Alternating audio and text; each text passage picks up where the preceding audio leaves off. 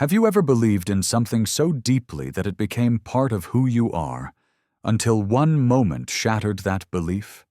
Colonel Hiroshi Tanaka did.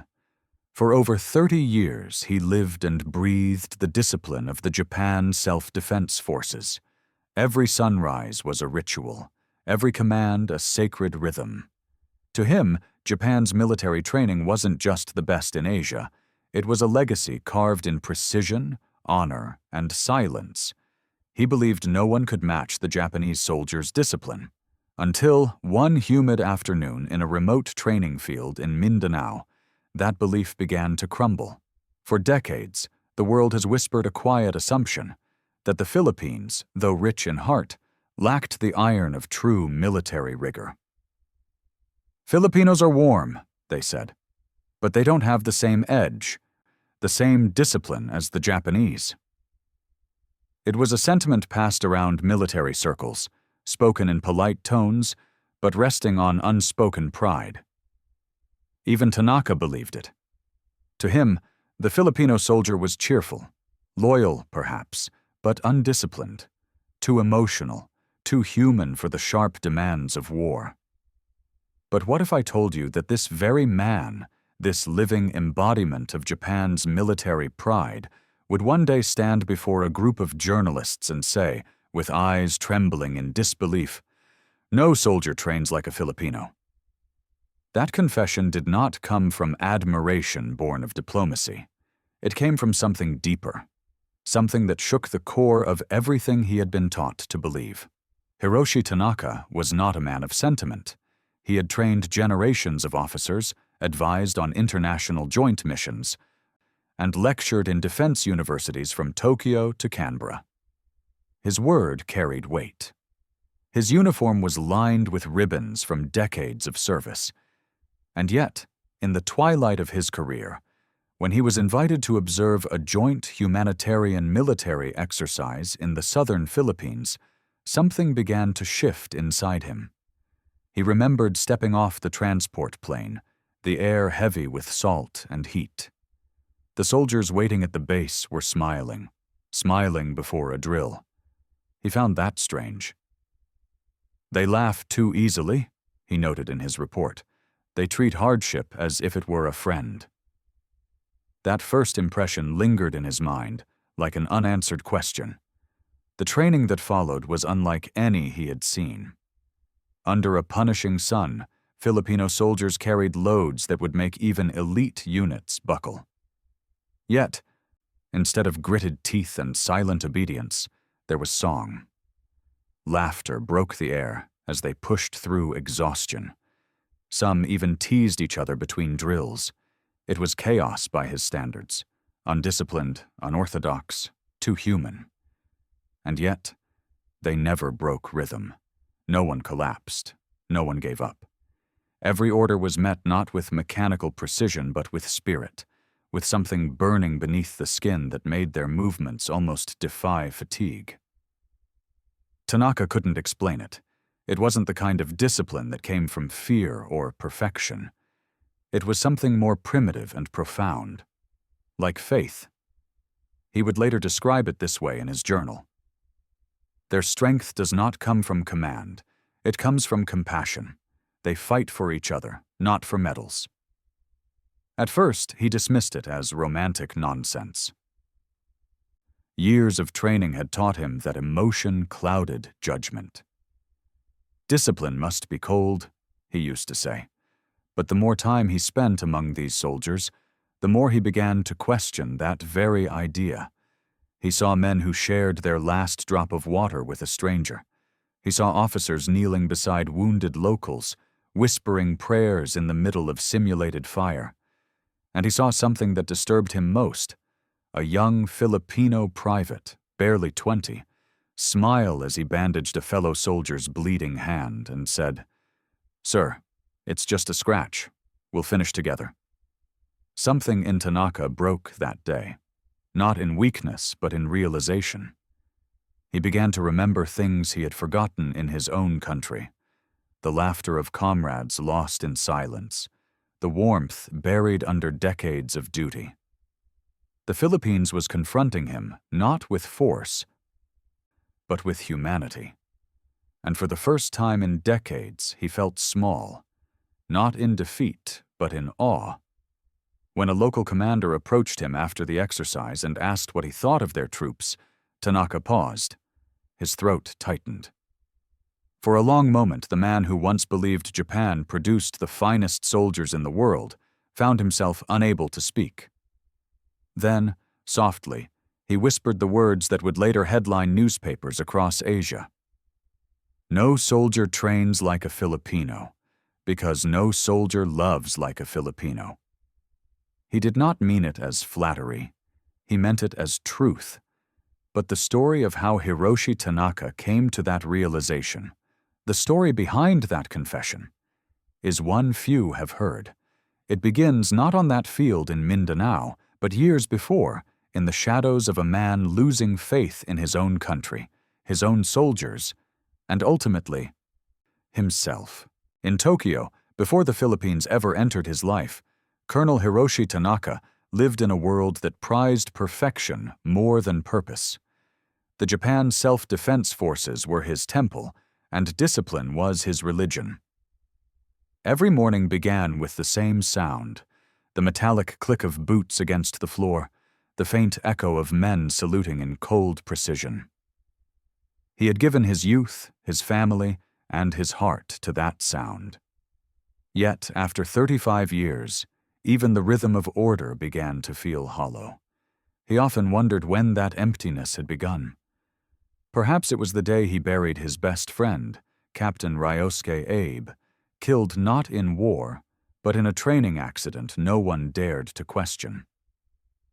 Human error, the report said. But Tanaka knew what it truly was. Pressure, exhaustion, the silent expectation that soldiers never show weakness. He remembered standing before Abe's wife, unable to meet her eyes, because all he could say were the same rehearsed words. He served honorably.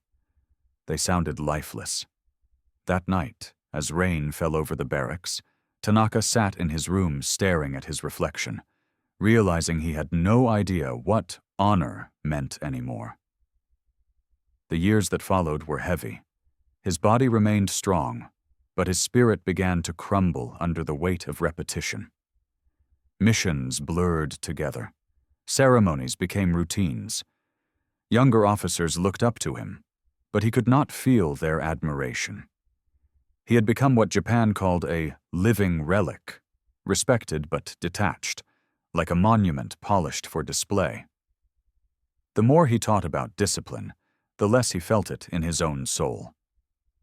Outside, Japan's younger generation was changing too. Recruits came in with polished shoes but untested hearts. They followed orders, but without conviction. When he shouted commands, they obeyed instantly, but he could see the emptiness in their eyes. "They move like machines," he once told his commanding general, "but machines do not bleed for their brothers." The general only nodded and said, "That is the price of progress, Tanaka." It was then that he began to sense a quiet decay, not in skill, but in spirit. Something essential had been lost. The camaraderie that once defined the Japanese warrior spirit, the same fire that burned in the hearts of samurai and soldiers long before him, had been replaced by sterile obedience. They followed rules perfectly, yet forgot why they were fighting in the first place. He searched for that missing meaning everywhere, lecturing abroad, observing international drills, even visiting American bases in Okinawa and Hawaii. Each trip left him more disillusioned. In the U.S., he saw unmatched technology, but soldiers detached from the human cost of war. In Europe, he witnessed precision, but little heart. Everywhere he went, the uniform looked cleaner, the tactics more efficient, but the soul of the soldier seemed to be fading away. Then came the diagnosis that shook him harder than any battle: Stage 2 colon cancer. The doctor said it calmly, as if announcing the weather. "We caught it early," they assured him, "but you'll need treatment immediately." Yet what truly hurt him wasn't the word cancer. It was realizing how alone he was in that sterile hospital room. His wife had long since left, weary of the endless duty calls.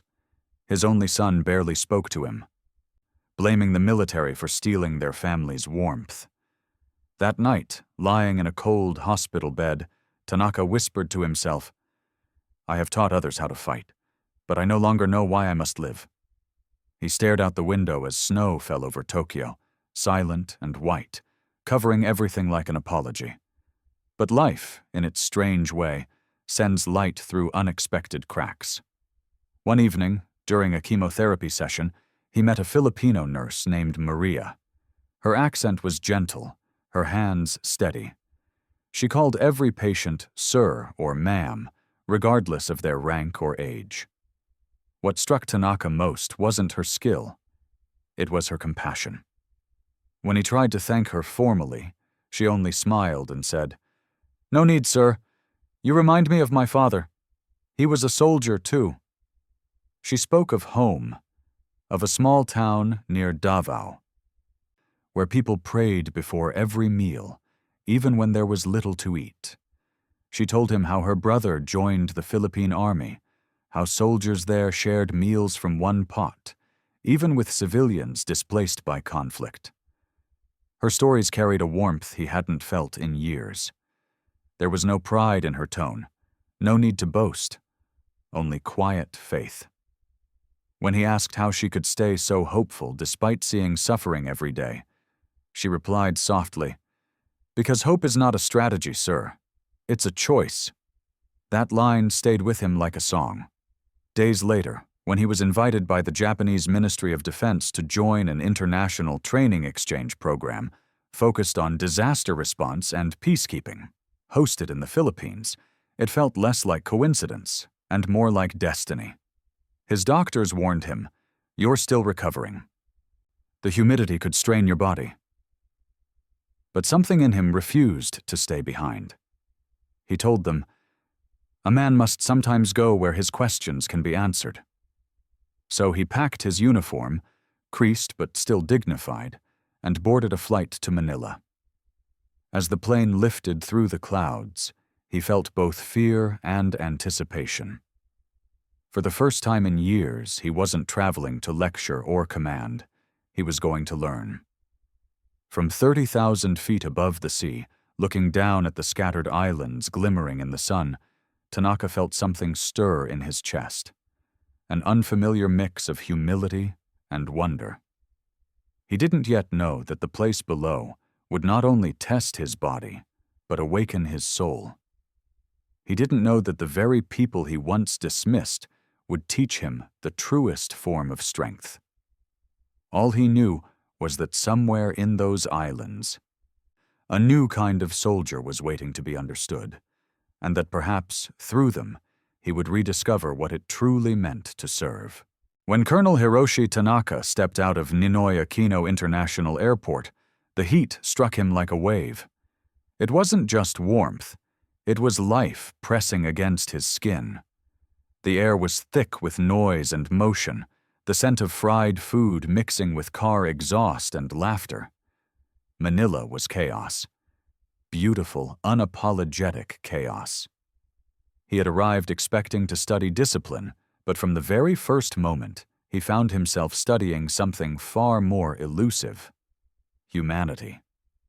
The program he had come for was a joint humanitarian and military training between the Japan Self-Defense Forces and the Armed Forces of the Philippines. On paper, it was about coordination during disasters, earthquakes, floods, typhoons. But beneath the surface, Tanaka felt there was something deeper at play, something that could not be measured in drills or checklists.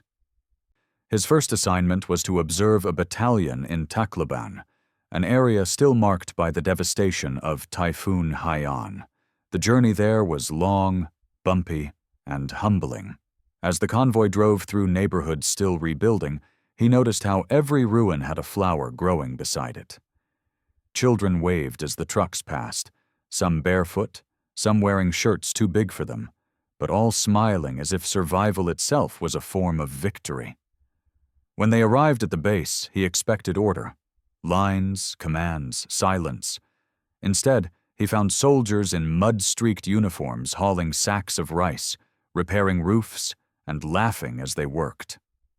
A young corporal saw him watching and said cheerfully, "Sir, welcome. Sorry, no red carpet here, only muddy boots." Tanaka nodded stiffly, unsure how to respond. Back in Japan, such informality would be unthinkable. Here, it felt natural. As the day went on, he observed the drills: flood rescues, field coordination, first aid.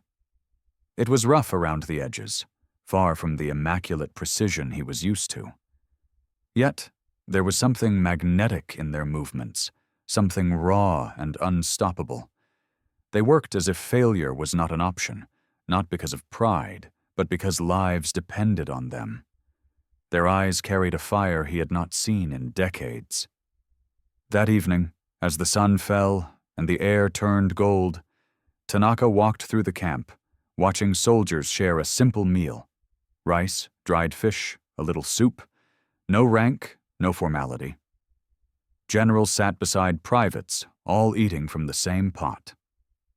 When one soldier noticed him standing alone, he waved and said, "Sir, come eat with us." Tanaka hesitated, but the sincerity in their voices disarmed him. He sat down. Awkward at first, then found himself laughing as one of them told a story about his grandmother chasing a chicken during a storm. It was the kind of laughter he hadn't heard in years, unforced, pure, the kind that heals without reason. And in that moment, something inside him softened.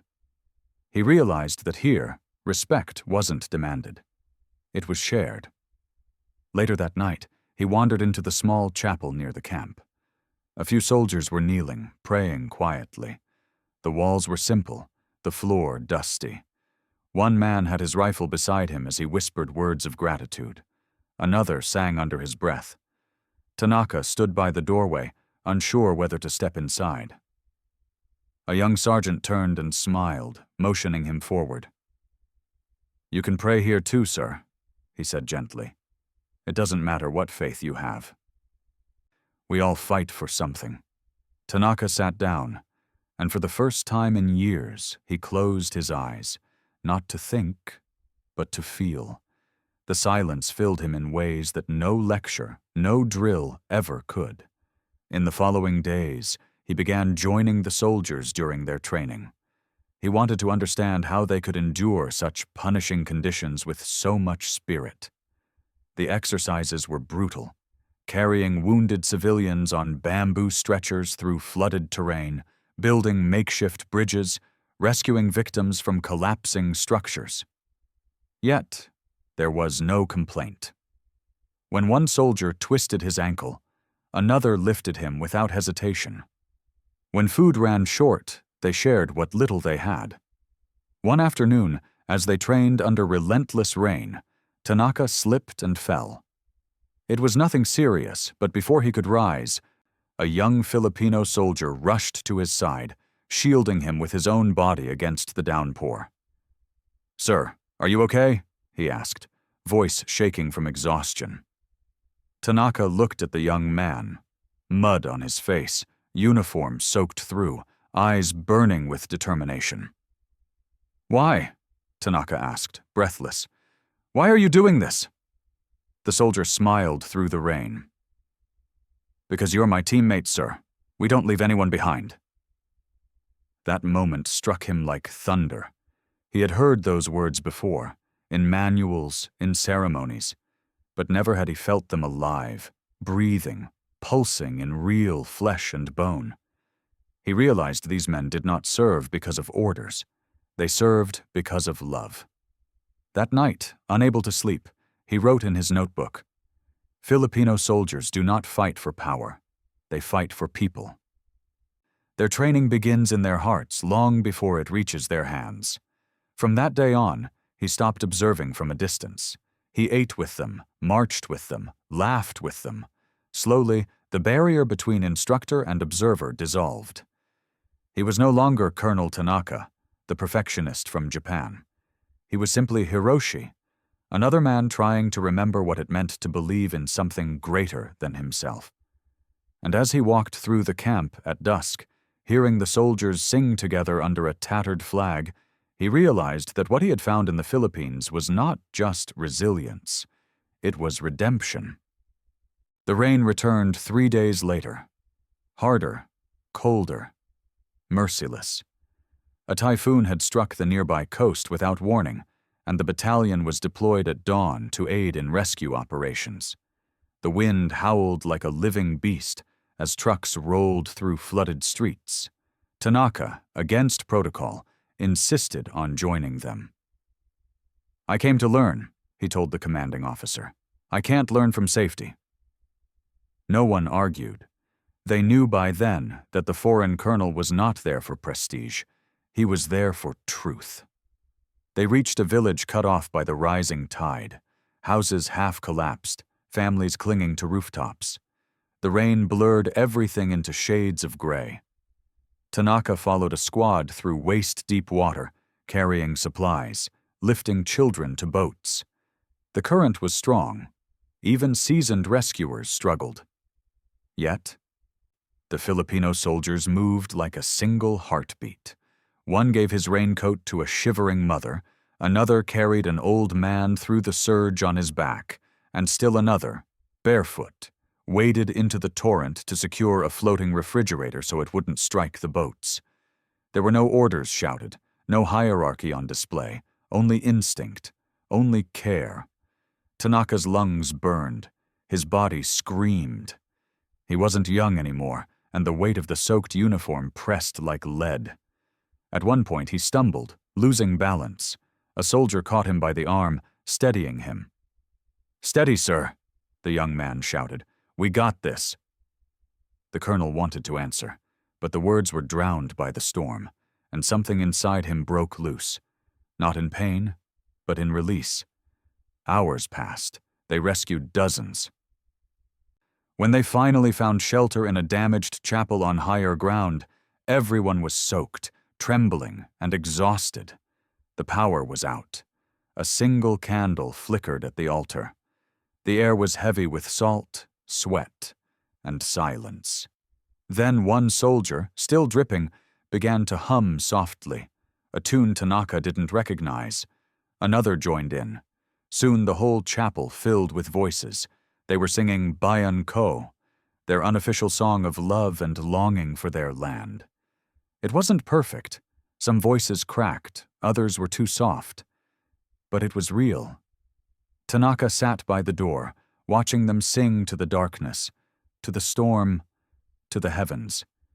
And as the candlelight trembled over their faces, something inside him stirred, a feeling he hadn't allowed himself in years.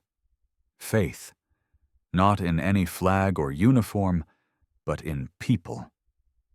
When the wind eased and the rain slowed to a whisper, the men bowed their heads and prayed. Not for victory, not even for strength, but for gratitude.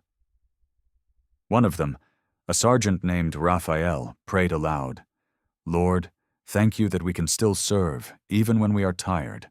Thank you for letting us save even one more." Tanaka felt tears rising before he could stop them. He pressed his palms to his eyes, ashamed. He had taught thousands of men how to endure pain, how to suppress emotion, how to serve without question. Yet these men, so simple, so unguarded, were teaching him how to serve with heart. Later that night, as they rested under torn tarps, he sat beside Raphael and asked quietly, "How do you do it? You've lost your homes, your rest, your safety, and yet you smile." Raphael chuckled softly. "Sir, when you've seen enough storms, you stop asking when they'll end. You start thanking God for every sunrise that still comes." Tanaka nodded slowly.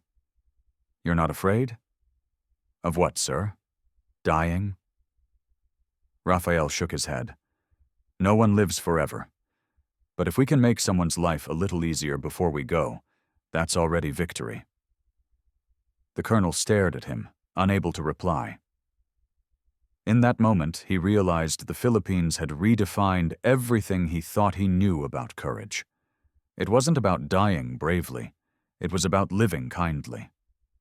In the following weeks, as the relief mission continued, Tanaka became part of them. He shared their meals, prayed with them, even joined in rebuilding the damaged houses. Villagers began to recognize him.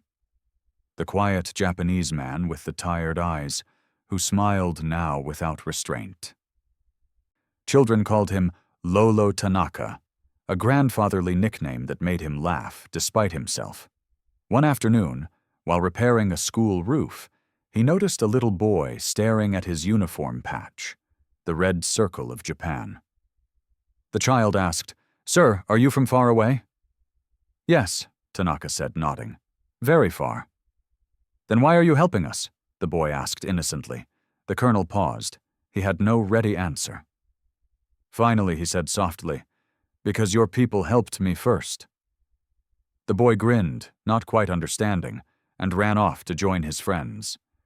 But those words stayed in Tanaka's chest long after the hammering stopped. As his time in the Philippines drew to a close, the battalion held a small farewell ceremony for him. Nothing grand, just soldiers gathered around a fire, singing, clapping, laughing. They presented him with a small wooden carving of a soldier holding a flag. On the base were engraved 4 words, "Kasama ka sa amin," "You are one of us." When it was his turn to speak, Tanaka stood before them, eyes glistening. "In Japan," he began, "we are taught that strength means control, that to feel too much is to lose discipline. But here, you have shown me that the greatest strength is compassion. You have turned pain into purpose and chaos into courage. No book or academy could have taught me this. Only the Filipino soldier could." The men listened in silence, the firelight reflecting in their eyes. Tanaka's voice trembled as he added, "If my country's soldiers could train with your hearts, the world would be safer. Not because we are stronger, but because we would finally understand what we are fighting for." He bowed deeply, an old gesture of honor. And for the first time, the soldiers around him stood, not to salute, but to embrace. In that circle of muddy uniforms, amid laughter and tears, Hiroshi Tanaka, the man who once believed discipline meant silence, found his voice again. And though he would soon return to Japan, he knew a part of him would forever remain among those islands, where soldiers sang through storms and prayed through pain. The Philippines had not just shown him courage. It had given him a home for his soul. When Hiroshi Tanaka returned to Japan, winter had just begun. The skies were pale, the streets silent, and the air so cold it seemed to strip color from everything it touched. Tokyo felt heavier than he remembered. Too perfect, too orderly, too quiet. He walked through the same base gates he had known for decades, but they no longer held the same weight. The walls that once symbolized honor now looked like barriers that had kept out something vital: humanity.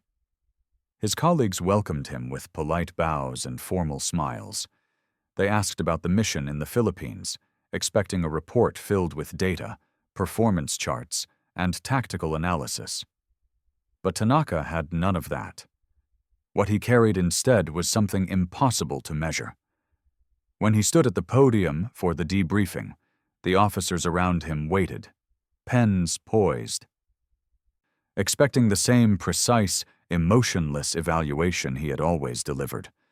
But his voice, when it came, was softer than usual, almost trembling. "For 35 years, he began, I believed that discipline was the highest virtue of a soldier, that emotion was weakness, that strength came from silence and precision. But I was wrong." The room went still. No one had ever heard the decorated colonel begin with those words. He took a slow breath and continued. "In the Philippines, I found a kind of discipline I had never seen before, Not born of fear, but of faith. Not driven by command, but by compassion. These soldiers train with their hearts, they endure pain with laughter, and they carry others before themselves. He paused, searching for words strong enough to carry what he had witnessed. We call ourselves warriors, but the Filipino soldier, he is something more. He is a guardian, not only of his people but of humanity itself. I saw men who sang through storms, who prayed for strangers, who treated service not as duty, but as love. A murmur rippled through the room. Some officers looked down, uneasy. Others met his gaze, silent but moved. Tanaka went on, "If we truly wish to understand what it means to serve, we must look not to the might of our weapons, but to the warmth of our hearts. No soldier trains like a Filipino, because no soldier fights with such love for life itself." For a moment, the hall was utterly still. Then, as if a collective breath had been released, the officers stood and bowed. Slowly, deeply. Not out of formality, but respect. The speech spread far beyond the walls of that briefing hall. Within days, Japanese and Philippine news outlets began replaying excerpts of his words. Headlines read, "Japanese military expert admits no soldier trains like a Filipino." Some praised him, others questioned him, but none could deny the authenticity in his trembling voice, nor the emotion in his eyes. Months later, Tanaka retired quietly from service. He could have faded into the anonymity of Tokyo's vast cityscape, but something in him refused to stay still. The Philippines had left an echo in his heart, a melody that refused to fade. He began giving small talks at universities, not about warfare or strategy, but about humanity in uniform. He would often tell the story of that night in the chapel in Tacloban. The rain, the candle, the song of soldiers praying in the dark. He would describe the laughter of men who had nothing, yet gave everything. He would recall how one young soldier shielded him from the storm, and how, in that moment, he felt protected not as a superior officer, but as a brother. Sometimes, after his lectures, students would approach him and ask, "Sir, what did you really learn there?" And he would smile gently before answering, "That strength is not the absence of fear, but the presence of love. That the Filipino heart turns suffering into song. That faith, when worn like armor, can move mountains." One spring morning, he received a letter from the Philippines. It was from Sergeant Raphael, written in simple English. "Sir, our unit is being deployed again. Please don't worry, we are strong. You taught us that even when it rains, we must keep singing. Thank you for reminding us that our way is right." Tanaka read the letter over and over, his eyes blurring with tears. He looked out the window at the cherry blossoms beginning to bloom and whispered, "No, Raphael, you were the one who reminded me." He kept that letter framed on his desk for the rest of his days. In his final public appearance, a military ethics symposium in Osaka, Tanaka stood before a crowd of cadets and young officers. He no longer wore the full weight of his medals. Instead, pinned to his chest was a small Philippine flag, given to him by his Filipino comrades. He raised it slightly and said, "This flag does not belong to my country, but the spirit it carries belongs to every soldier who still believes that compassion is the highest form of courage." The audience fell silent, and for a moment it seemed as though the walls themselves were listening.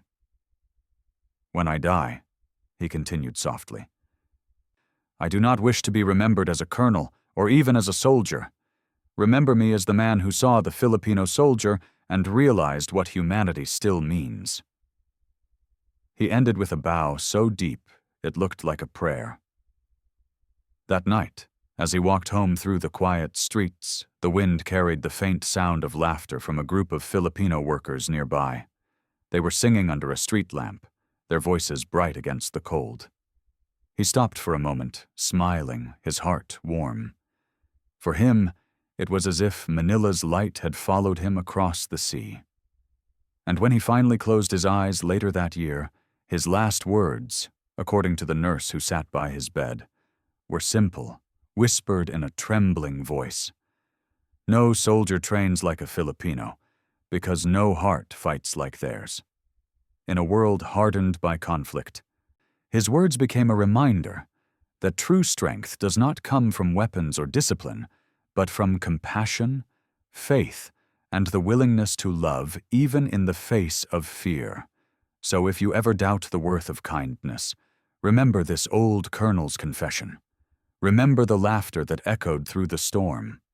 Remember that somewhere, in a humble camp beneath the Philippine flag, soldiers still train with hearts full of grace. And through them, the world rediscovers hope. Because as Hiroshi Tanaka once said, a Filipino soldier does not fight to win. He fights so others may rise. And that is what makes them truly unmatched.